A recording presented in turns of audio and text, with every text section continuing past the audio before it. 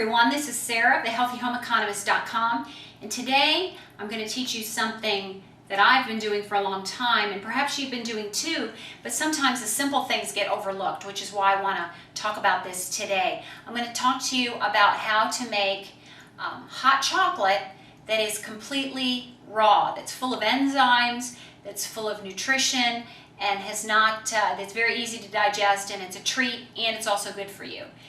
The way you might wonder, how can you make hot chocolate and keep it raw? Because hot typically is associated with cooking something, and when you cook something, you destroy the enzymes, of course.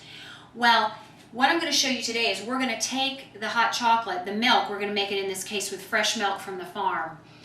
We're going to take the milk just below the point where it would actually burn you. And it's at the point where it would actually, if you stuck your finger in there, it would actually burn your finger. That's the point where the enzymes start to be destroyed. But if you take it just below that point where it's hot, but it is not yet going to burn you, then that's the perfect temperature. All the enzymes have been preserved, and you can still consider what you're making to be a raw food. So anyway, a raw drink in this case, because we're going to make hot chocolate.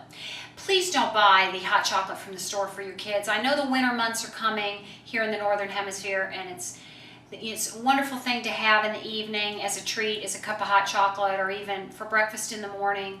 I like to, on very cold days, put hot chocolate in my kids' thermoses. They really enjoy that for their lunch.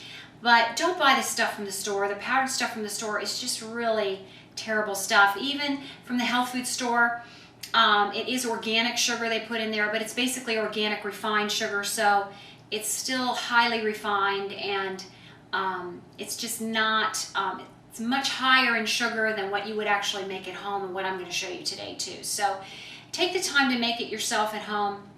And a lot of these mixes, you just mix it with water, and it really doesn't have much nutrition in it. So take the time to make a delicious hot cocoa for your kids at home, and you're really going to see that it's just as delicious, and it's actually healthy. So what I do is first of all, I take 2 cups of fresh milk, fresh from the farm, straight from the cow, unpasteurized, wonderful cows eating green grass on the pasture, unsprayed pastures, healthy cows. That's the kind of fresh milk you want to get, and ideally. And I've got it here on the stove on medium heat, and it's not yet boiling, it's not yet too hot, it's not going to burn me.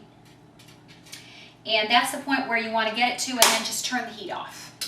So it'll stay on the burner, it'll stay warm, but it's not going to go to the point where the enzymes start to be destroyed. And then what you're going to want to do is take, I've got 2 tablespoons of evaporated cane juice here. It's also called Sucanat or Rapadura. Feel free to use maple syrup here. Feel free to use raw honey here. All of those would be fine.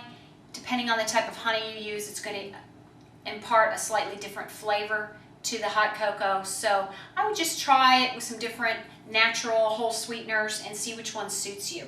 In this case, I prefer Sucanat, so I'm going to put in 2 tablespoons of Sucanat.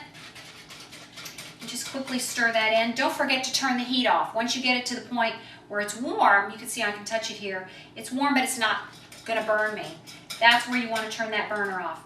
Next, I'm going to use carob powder. I don't use cocoa powder because, you know, caffeine for children is a questionable thing to be giving them, certainly on a regular basis. So, and if you're drinking hot cocoa frequently in the colder months, you want to use carob powder.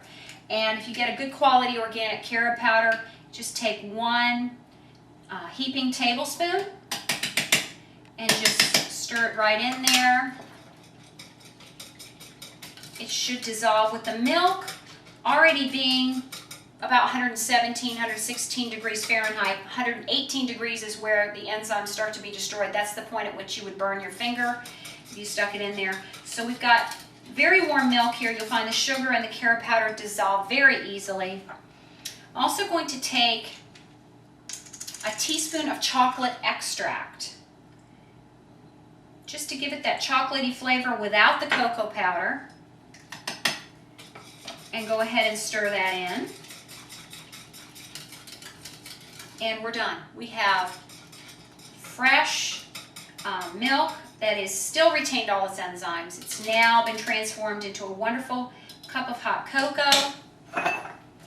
pour this straight into the mug, right on the stove, and make a mess like I've just done.